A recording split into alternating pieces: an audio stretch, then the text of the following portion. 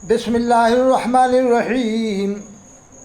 کتاب فتاوی برکاتیہ فقہ ملت مفتی جلال الدین امجدی، یہ لکھا ہے کتاب خانہ امجدی دہلی۔ اب دیکھو مسئلہ، حنیف صاحب نے پوچھا آگرہ روڈ کلہ بمبئی سے، حالت نماز میں اگر دانے پاؤں کا انگوٹھا اپنی جگہ سے ہٹ گیا تو کیا حکم ہے؟ جواب، الجواب، دانے پاؤں کا انگوٹھا اپنی جگہ سے ہٹ گیا تو کوئی حرج نہیں، لیکن مقتدی کا انگوٹھا دانے یا بائیں یا آگے پیچھے اتنا ہٹا کے جس سے صف میں کشادگی پیدا ہو یا سینہ صف سے باہر نکلے، مکروہ ہے کہ احادیث کریمہ میں صف کے درمیان کشادگی رکھنے اور صف سے سینے کو باہر نکالنے سے منع کیا گیا ہے۔ اور اگر ایک مقتدی جو امام کے برابر میں تھا وہ اتنا آگے بڑھا کہ اس کے قدم کا اکثر حصہ امام کے قدم کے آگے ہوا تو مقتدی کی نماز فاسد ہوئی، ورنہ نہیں، جیسا کہ رد المختار میں صفحہ 381۔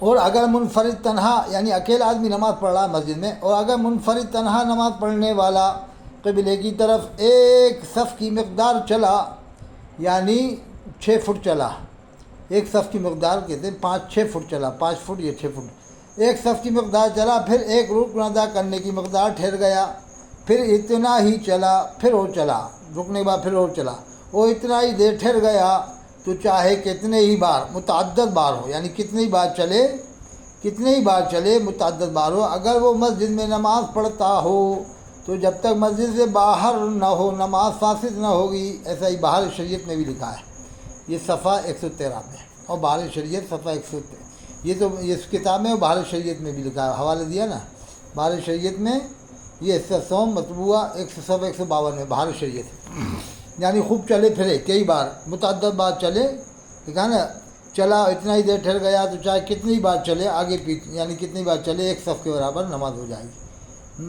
اگر وہ مسجد میں نماز پڑھتا ہو تو جب تک مسجد سے باہر نہ ہو نماز فاسد نہ ہوگی، لکھا ہے۔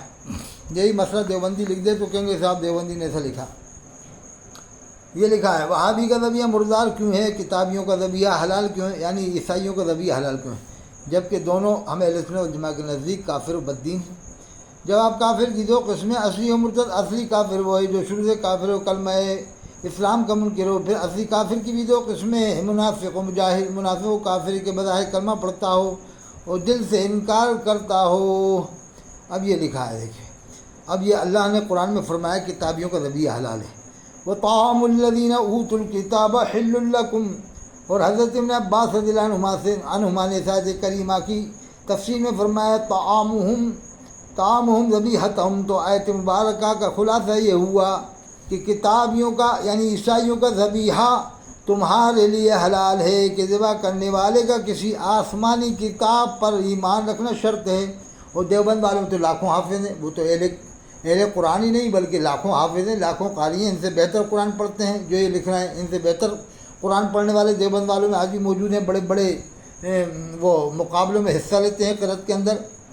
تو ایسے کافر شخص کو کافر کو قرآن یاد ہو ہی نہیں سکتا۔ میرا چیلنج ہے دنیا بھر میں 88 152 53 598 پوری دنیا سے کوئی کسی بھی کافر کو لے آؤ، عیسائی کو لے آؤ، یہودی کو لے آؤ، مشرک کو لے آؤ، منافق کو لے آؤ، قادیانی کو لے آؤ، اور گستاخ رسول کو لے آؤ، بلکہ گستاخ رسول تو بہت بڑی بات ہے، گستاخ صحابہ کو میرے سامنے لے آؤ، اگر وہ قرآن کا حافظ ہو مجھے قرآن سنا دے، پورا 2 لاکھ روپے انعام دوں گا۔ نمبر دے دیا 88 152 53 598۔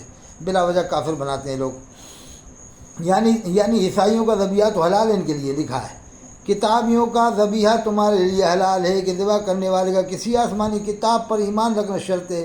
تو دیوبند والا تو قرآن بھی مانتا ہے، حدیث بھی مانتا ہے، صحابہ کو ہی مانتا ہے، اہل بیت کو ہی مانتا ہے، 4 اماموں کو ہی مانتا ہے۔ لہذا کتابی نے اگر مسلمان کے سامنے ذبح کیا ہو اور یہ معلوم ہو کہ اللہ کا نام لے کر ذبح کیا ہے تو اس کا ذبیحہ حلال ہے، اور اگر ذبح کے وقت حضرت عیسیٰ علیہ السلام کا نام لیا ہے تو پھر تو ویسے ہی حلال نہیں ہے۔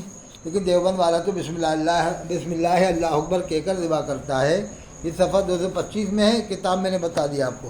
اب میں آپ کو اور بتاتا ہوں کیسے ان کے، یہ دیکھیے اتنی محنت کیوں کی انہوں نے۔ یہ کتاب لکھی ہے مفتی شہر گجرات حضرت مولانا مفتی عبدالستار حمدانی صاحب نے۔ اتنی محنت کیوں کیا؟ یہ کتاب منگواؤ، یہ نمبر ہے، نمبر پہ بات کرو 98 793 035 57، یہ لکھا ہے نا، پور بندر گجرات۔ یہ اتنی محنت کیوں کی انہوں نے؟ 350 صفحات پر کیوں انہوں نے یہ کتاب لکھی دعوت اسلامی کے خلاف، کوئی وجہ تو ہوگی نا۔ پورا کا پورا انہوں نے بیان کیا ہے کہ انہوں نے کیا کیا حرکتیں کی ہیں 350 صفحات میں۔ یہ ٹی وی کو جائز کرا، یہ دیکھو آپ روک روک کے پڑھ لو تھوڑا تھوڑا۔ اب پوری کتاب تو میں بتا نہیں سکتا، لیکن تھوڑا تھوڑا بتا دوں گا، آپ روک روک کے پڑھ لینا۔ ہیں دعوت اسلامی کی تائید علماء اہل سنت کا رجوع، یہ دیکھیے آپ پورا کا پورا، اور بہت ساری باتیں اس میں جب پڑھیں گے پورے۔ یہ ابراہیم باپو جو تھے، انہوں نے اجین کی تقریر ہے اللہ مفتی مولانا قاضی گجرات کی، اور بہت سارے علماء کی۔ یہ دیکھو پورا، یہ اس میں یہ دیکھو آپ، یہ پورا دیکھ لو آپ، یہ دیکھ لو، تھوڑا تھوڑا روک کے پڑھ لو۔ اتنی محنت کیوں کیا انہوں نے؟ آسان علماء کے مرید کو یہ زبردستی اتاری لوگ اپنا وہ بنا رہے تھے، لکھا ہوا ہے نا طالب بنا رہے تھے الیاس کا، تو انہوں نے بھگایا، لکھا ہے اتاری بھاگ گئے، پھر انہوں نے پیچھے کیا اتاری بھاگا۔ یہ دیکھیے آپ، یہ ہرے طوطے، یہ دیکھو، یہ دیکھو مارا بھی ہے، مفتی اعلیٰ ہند کے مرید کو مارا ہے انہوں نے۔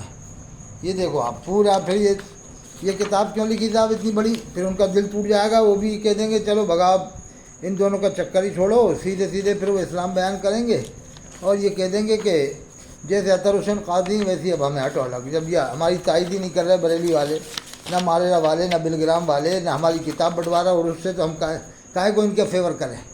پھر غصہ ہو جائیں گے۔ دیکھو پورا خانقاہوں کے مریدین کی مخالفت، اہل سنت کے خانقاہوں سے دور رہنے کی، مولوی الیاس اتار کی تلقین، خانقاہوں کے مریدین کی مخالفت، یہ شروع میں انہوں نے ایسا کیا۔ بعد میں تو پھر یہ بہت ساری باتیں لکھی ہیں۔ اتار کے نبی ہونے کا زوم و گمان میں مبتلا اتار اور اتاریوں کے عجیب نخرے، اسی لیے تو انہوں نے بال مبارک کے بٹوائے، اپنا میلاد نامہ پڑھوائے، لبیک یا اتار کے نعرے لگوائے، اور کیسے کیسے اس نے خواب لکھے ہیں، اللہ ہماری حفاظت فرمائے۔ اچھی طرح پڑھو۔